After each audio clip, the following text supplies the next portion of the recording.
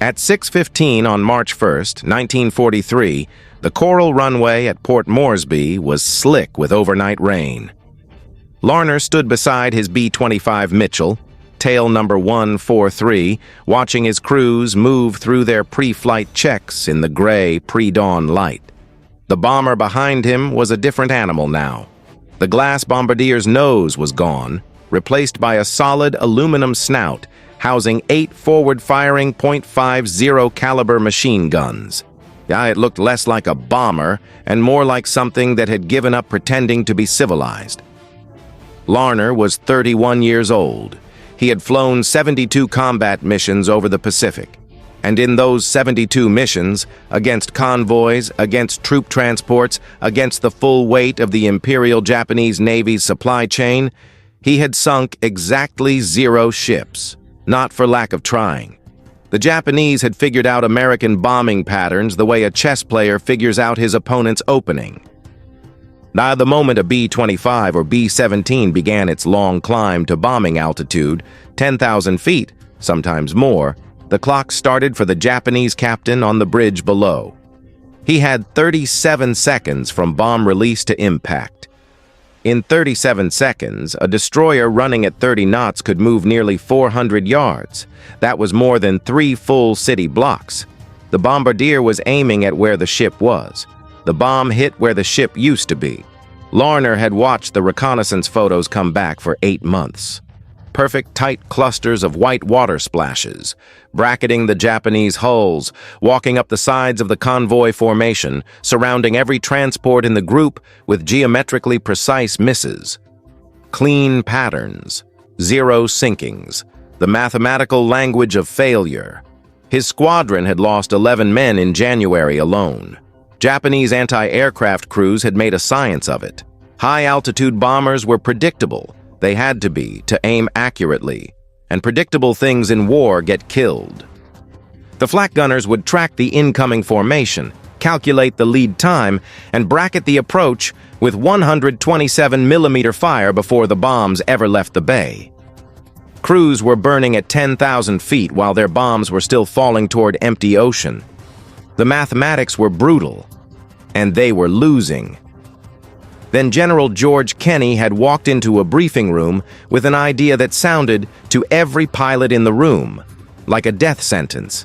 Fly at 50 feet, close to 300 yards. Release the bomb with a 5-second delay fuse and let it skip across the water like a stone. The theory was clean on paper. A bomb skipping at low angle would strike a ship's hull at or below the waterline, exactly where it was most vulnerable. No evasion was possible because there was no warning time. The pilot would be on top of the ship before the gunners could even complete a full tracking rotation. The pilots called it suicide. Command agreed, twice. Larner's formal requests to run skip bombing practice drills had been denied in December 1942. Denied again in January 1943. The official language called it reckless disregard for equipment and personnel. High-altitude tactics remained doctrine. High-altitude tactics kept failing. Now, on the rain-slicked runway of Port Moresby, with reconnaissance photos confirming a 16-ship Japanese convoy, 8 troop transports, 8 destroyers, that carrying nearly 7,000 soldiers toward the New Guinea coast, Larner had made his decision. Command had not changed its mind. The doctrine had not changed. He had changed. Every transport that reached Leh meant another Japanese division dug into the jungle. It meant Allied soldiers, young men from Brisbane and New Orleans and Sacramento, dying by the thousands in the mud, fighting an enemy that never should have gotten ashore. Larner could stop that convoy. He had 9 modified B-25s, and hand-picked crews, and a tactic that had been banned, dismissed, and buried twice by the men who'd never had to fly into Japanese flak. The tactic required him to fly his twin-engine bomber, a 35,000-pound aircraft, straight at a formation of warships at 300 miles per hour, at an altitude lower than the mast heights of the ships he was attacking. One hit from a 25mm cannon round. One clipped wave. One moment of hesitation on the controls. Oh, and the B-25 would cartwheel across the water at 300 miles per hour, and 5 men would be dead before the wreckage stopped skipping. His survival instinct had been screaming at him for weeks. He had learned to ignore it. If you want to see more of stories like this, please hit that like button and subscribe. It helps us share more forgotten stories from World War II. The problem with bombing from 10,000 feet wasn't courage. The men flying those missions had plenty of that. The problem was physics, and physics doesn't negotiate. A 1,000-pound bomb dropped from high altitude takes roughly 37 seconds to reach the water. That number doesn't sound significant until you apply it to a Japanese destroyer captain who has been watching American bombers climb to altitude for the past 8 months and has gotten very good at what happens next. And he sees the formation level off. He calculates the approach angle. He gives the order to his helmsman, and the ship begins its turn. By the time the bombs arrive, the destroyer has moved the length of 4 city blocks. The bombs hit the ocean where the ship was. The ship is already somewhere else, already straightening out, already resuming course. The bombardiers weren't missing because they were bad at their jobs. They were missing because the system itself was broken. And 5th Air Force had run the numbers by the end of 1942, and the hit rate against maneuvering Japanese shipping stood at roughly 3%. 3%. You could flip a coin 33 times and expect to match that record by accident. Meanwhile, Japanese anti-aircraft crews had spent 8 months learning the geometry of American bombing runs. High-altitude attack demanded a straight level approach, predictable airspeed, predictable altitude, predictable heading. And the Japanese gunners didn't need to be remarkable shots. They just needed to be patient, and they were. B-17 and B-25s were coming home with shredded wings, dead crew members slumped over instruments, engines trailing black smoke across 1,000 miles of Pacific sky. Some weren't coming home at all. Larner had watched 4 of his own aircraft go down in a single month. 20 men. He knew their names. And he knew which ones took their coffee black and which ones wrote letters home every single night without exception. They were gone because a tactic that had never worked kept being ordered by men who weren't flying it. That was the reality sitting on Larner's shoulders when General George Kenney walked into the briefing room at Port Moresby with a hand-drawn diagram and an idea that immediately made every pilot in the room go very quiet. Kenney was not a cautious man, which was either his greatest quality or his most dangerous one, depending on who you asked. He had taken command of 5th Air Force in mid-1942 and had spent the month since looking for ways to solve the problem that was quietly strangling American air power in the Pacific. His diagram showed a bomber in profile, flying low, very low, approaching a ship at high speed and releasing a bomb short of the target. The bomb spinning forward with the momentum of the aircraft, would skip across the surface of the water the way a flat stone skips across a pond. Once, maybe twice. Then it would strike the ship's hull at or below the waterline and detonate. The physics were sound. The principle had been tested in limited trials elsewhere. The geometry was elegant. A low-angle impact meant the bomb drove into the ship's side rather than glancing off it, and a waterline or sub-waterline detonation was catastrophically more effective than a deck hit. A ship could absorb a bomb through its upper structure and limp away. A bomb detonating against the hull at the waterline was a different conversation entirely. The problem was the delivery. To make the skip angle work, the pilot had to be at 50 feet above the water, not approximately 50 feet, not 200 feet, where you might feel safer, where the ship's mast wasn't looming in your windshield. 50 feet, at 300 miles per hour, and aimed directly at a warship whose entire purpose was to kill aircraft exactly like yours. Japanese destroyers carried 127mm naval guns, banks of 25mm automatic cannons, and a rotating array of lighter weapons that could put thousands of rounds per minute into the air. All of them could track a target at 50 feet. All of them would be tracking you. The pilots who heard Kenny's briefing did not applaud. Higher command was even less enthusiastic. The formal response to Larner's first request to practice the tactic, submitted in December 1942, used the phrase "reckless disregard for equipment and personnel." His second request, in January, received essentially the same answer with slightly different wording. The doctrine was high-altitude bombing.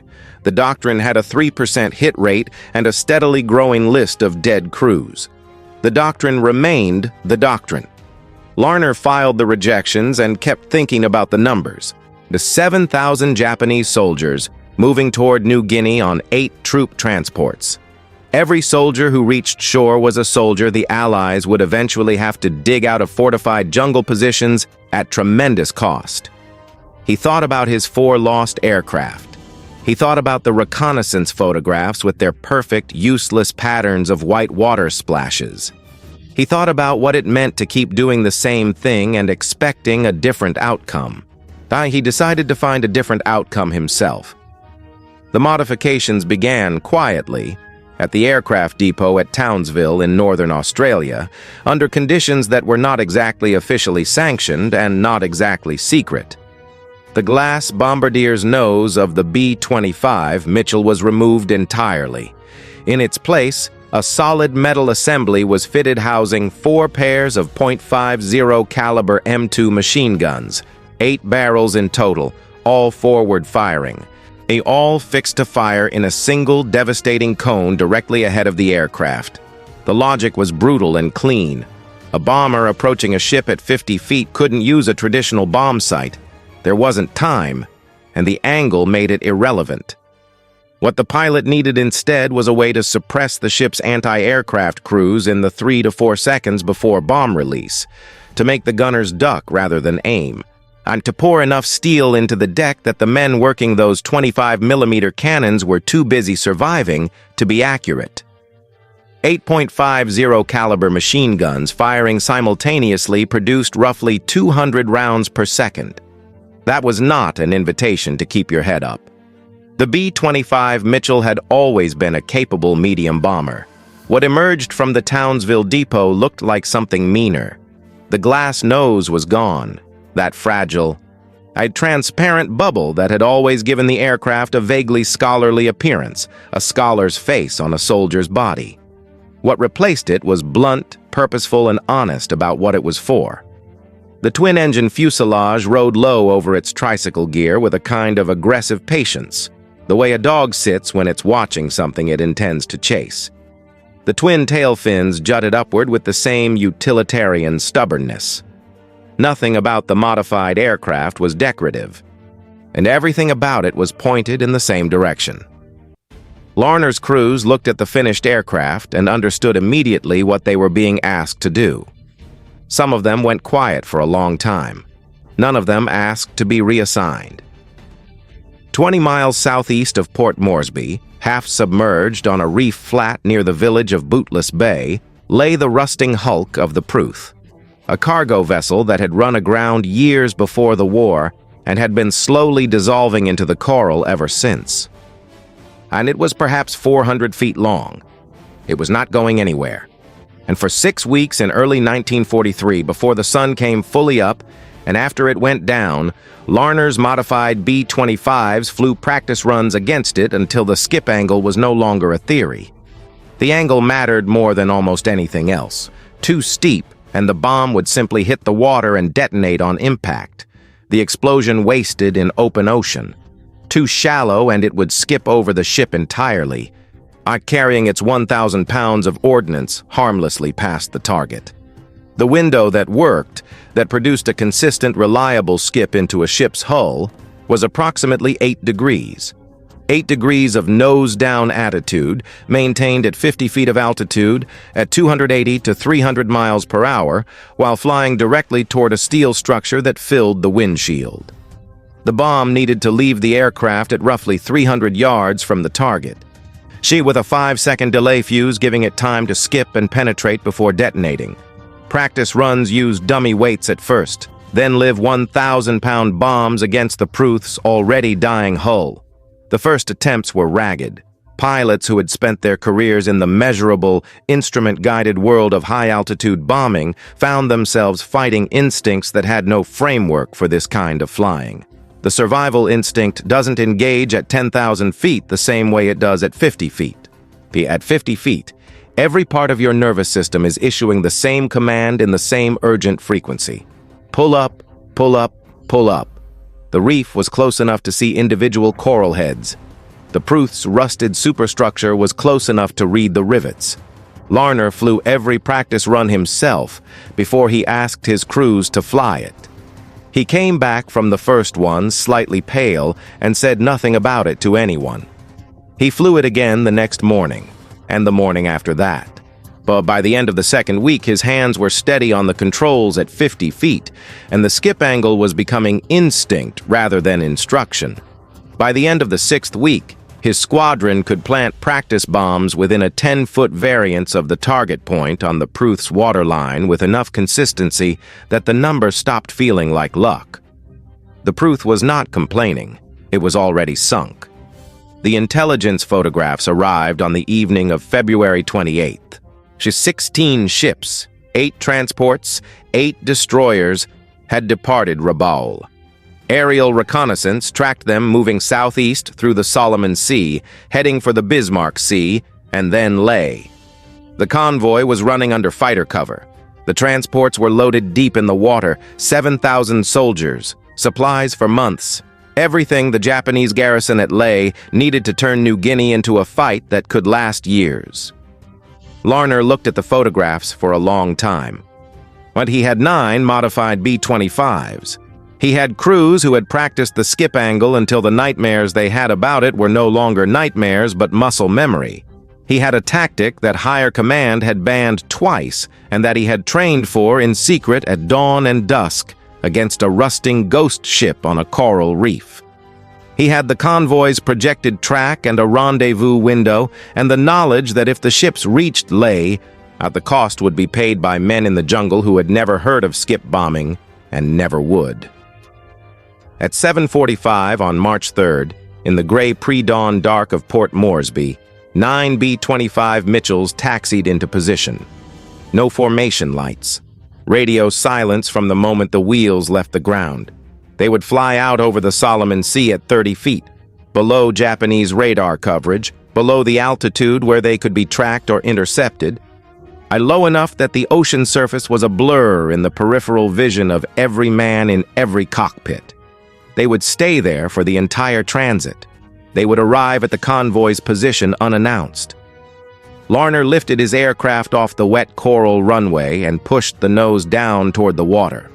Behind him, 8 more B-25s followed in sequence, each one dropping to wave-top height within seconds of becoming airborne, and each one disappearing into the gray morning as though the ocean had swallowed them. The convoy didn't know they were coming. It wouldn't know until it was far too late. They found the convoy at 9 o'clock. From 3 miles out, the formation was visible as a dark smudge against the gray-green water. 16 silhouettes moving in 2 columns, trailing diesel exhaust that smeared across the low sky like ink on wet paper. The destroyers were positioned on the outer edges, and their hulls cutting white lines through the swell as they ran a protective screen around the loaded transports. From 30 feet of altitude, the ships didn't look like reconnaissance photographs.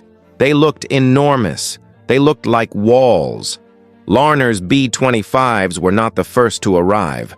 13 Royal Australian Air Force Beaufighters had come in ahead of them, and what they did in the next 90 seconds was the difference between a mission and a massacre, in the right direction.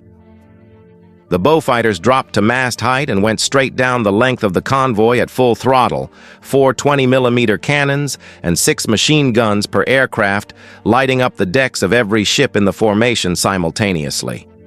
The noise inside a Japanese anti-aircraft position in that moment was catastrophic. Men dove behind steel, gun crews abandoned their tracking solutions and put their faces against the deck. The gunners who stayed at their weapons were cut down where they stood. And the Beaufighters didn't sink anything. That wasn't their job. Their job was to make every Japanese sailor on every ship think about surviving the next 3 seconds rather than aiming at incoming bombers. They did their job. In the window that opened behind the Beaufighters Pass, that brief, violent interval when the convoy's defenses were disrupted and heads were down and the careful, patient targeting solutions of the Japanese anti-aircraft crews were broken, Larner's 9 B-25s came in from the northwest at 50 feet, at 300 miles per hour, with 8 forward-firing machine guns per aircraft already spinning up. Larner's windshield filled with ship. The flagship transport was a large vessel sitting deep and heavy in the water with the weight of the soldiers packed into its holds. At 300 yards, it looked close enough to touch. At 50 feet of altitude, now with ocean spray occasionally misting across the glass, the targeting calculation reduced itself to something almost primitive. Not instruments, not bomb sights, not the careful mathematics of high-altitude release.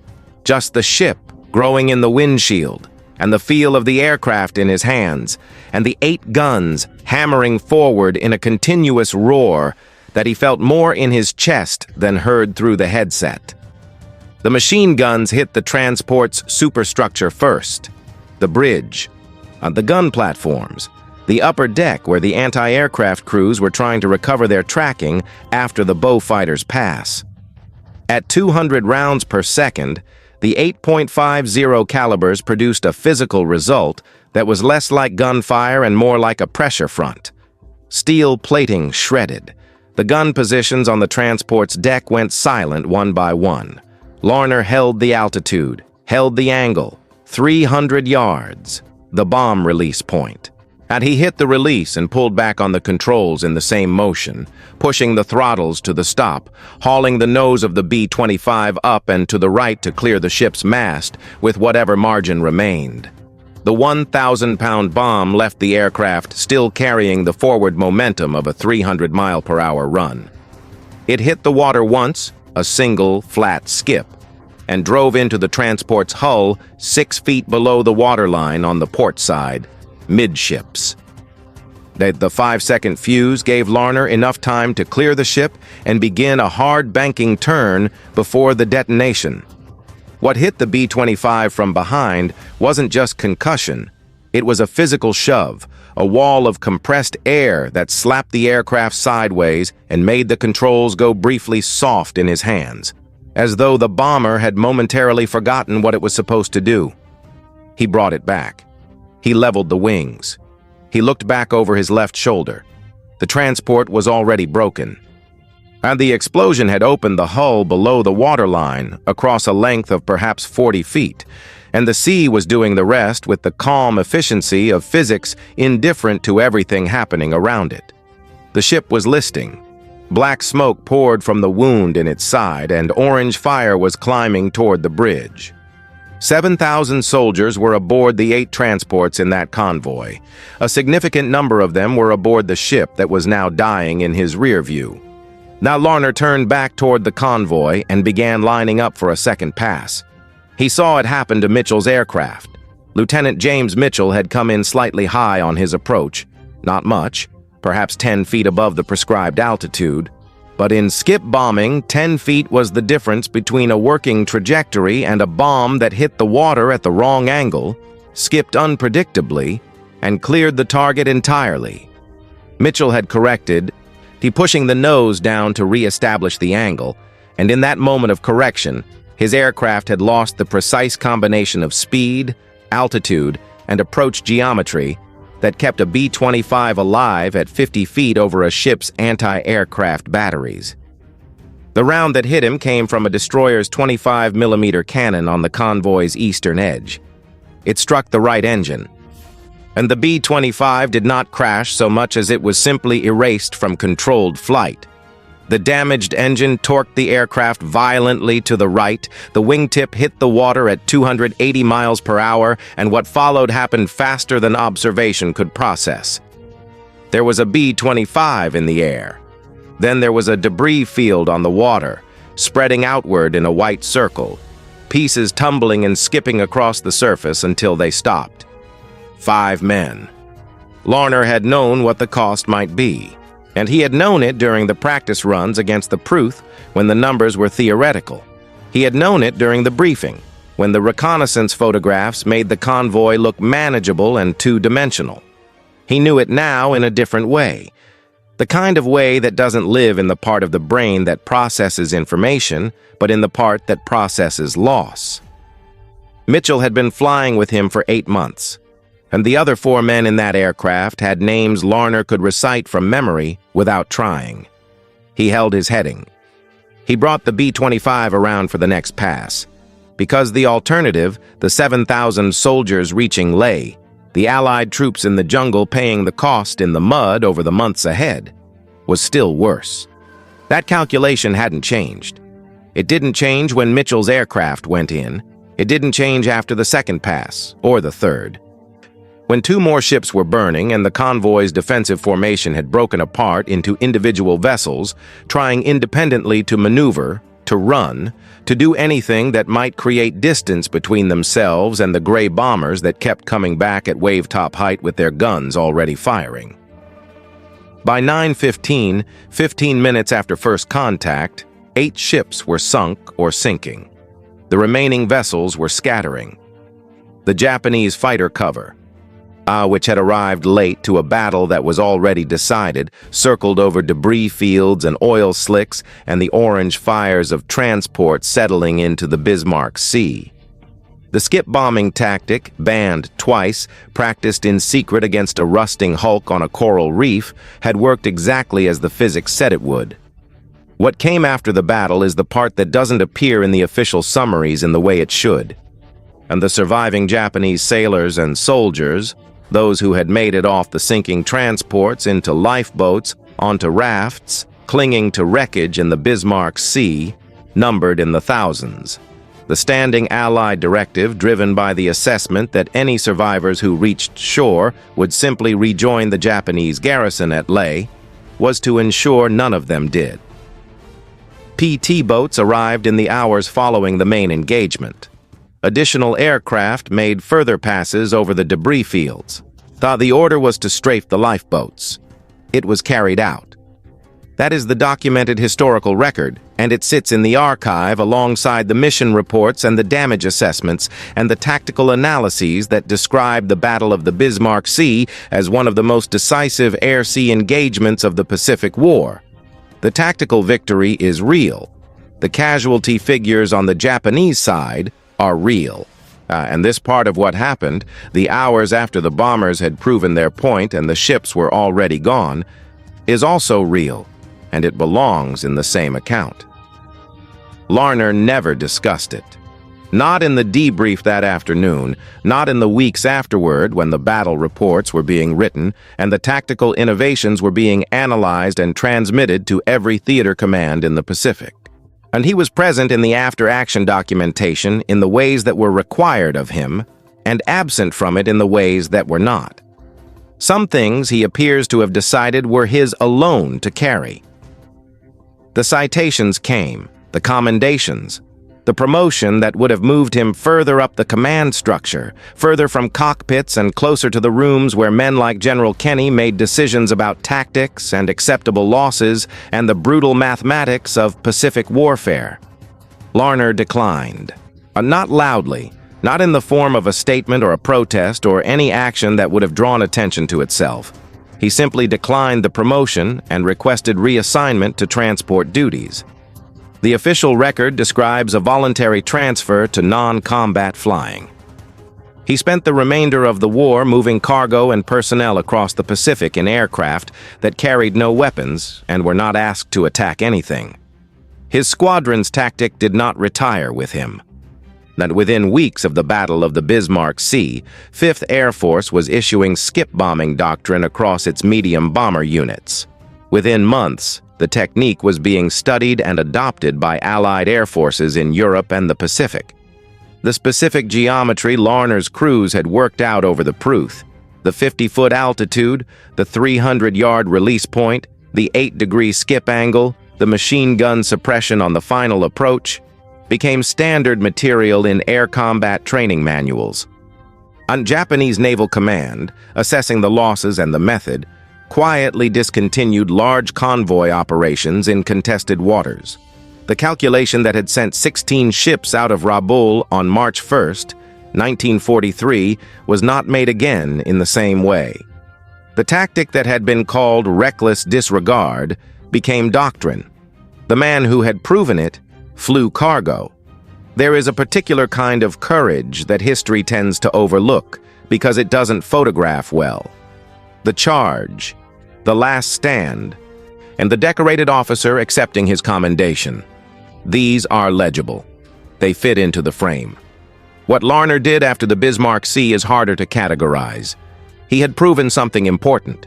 He had done it at a cost he had accepted in advance and found afterward heavier than anticipated, and then offered the reward structure that military culture provides for exactly that kind of proven competence, the rank, the recognition, the forward trajectory. He had said no, and not because he was broken. The transport flying wasn't the behavior of a man who couldn't function. It was the behavior of a man who had decided with some precision what he was no longer willing to do. He had led men into the splash zone because the alternative was worse.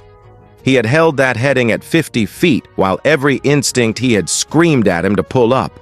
He had watched Mitchell's aircraft come apart on the water and brought his own plane around for the next pass. He had done all of it. Thus, and he had been right to do it in the way that military necessity produces its own terrible rightness. And then, he was done. The war continued for 2 more years. The skip bombing doctrine he had validated in 15 minutes over the Bismarck Sea went on to sink ships in the Mediterranean and the English Channel, and a dozen other bodies of water where the geometry of a 1,000-pound bomb skipping at 8 degrees worked exactly the same way it had worked in the Pacific. His name appears in the technical literature, in the footnotes of tactical histories, in the damage assessments from March 1943 that changed how naval air warfare was prosecuted for the remainder of the conflict. Larner doesn't appear to have been particularly interested in any of that. He flew his cargo routes, he put his aircraft down on airstrips across the Pacific, offloaded what needed offloading, took on what needed moving, and lifted off again. No guns, no bomb bay, and no reconnaissance photographs of convoy formations, and the brutal mathematics of hit rates and acceptable losses. Just the aircraft and the route and the work of getting things from one place to another without anyone dying in the process. It is possible to look at that choice and see retreat. It is also possible to look at it and see something that requires more honesty about what war actually costs the people who fight it well, not the ones who fight it badly, not the ones who fail, but the ones who succeed at the most difficult and violent parts of it and then have to figure out what to do with that knowledge for the rest of their lives. Larner had the answer the doctrine manuals never include. He had made his contribution. He understood what it had required of him. He had decided that was enough. He flew cargo, and the sea kept the rest of his accounting to itself. If you want to see more of stories like this, please hit the like button and subscribe. It helps us share more forgotten stories from World War II and comment where you're watching from.